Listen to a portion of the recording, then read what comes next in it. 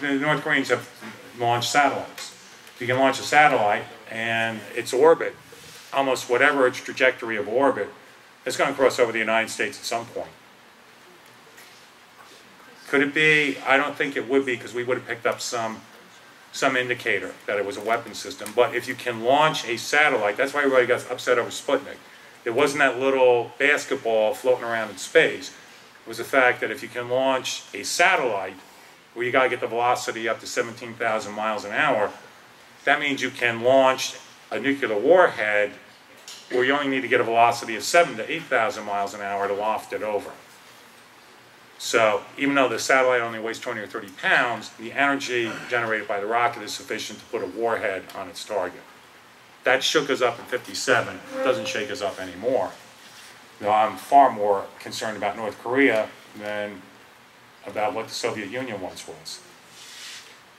Sir, you know Iran has a missile that reached the eastern coast of the United States? Yes. Right now? Yeah, Iran has the capability, and hey, you're stuck with a historian.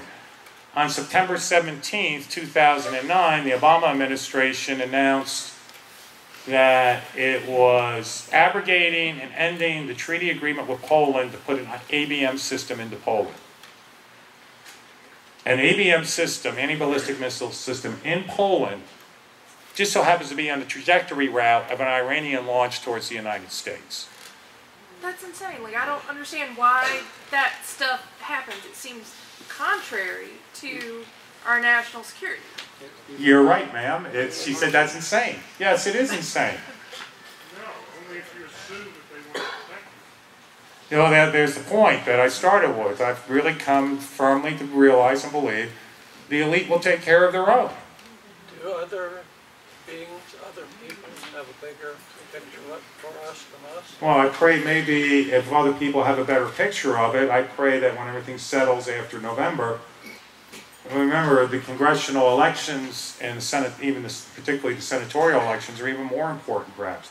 We could have a village idiot in the White House, but or a redistribution idiot, or what difference does it make, idiot?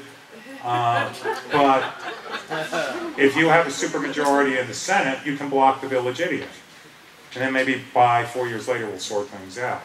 But do any of you know the enraging symbolism of the day the White House announced it was abrogating the treaty with Poland? It was on September 17th, 2009. Da, da, da, da, da, da. Sir? You're very close, sir. But you'll still win the Jeopardy consolation. I was going to give away all my books if you had gotten it right. No. Darn it. Hitler and Stalin had a treaty. No, it's the day the Soviet Union knifed Poland in the back.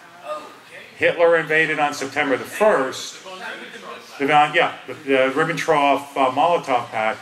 On September 17th, 1939, the Soviet Union sealed Poland's fate and then would occupy it and enslave it for decades afterwards by invading eastern Poland, where the Polish army was starting to reorganize to continue resistance against Hitler. So by our president abrogating the treaty on September 17th, that would be the equivalent of us having like a major agreement, say, with Great Britain, one of the few friends we can still kind of rely on. And on December 7th or September 11th, they say, the heck with you, we're quitting the treaty.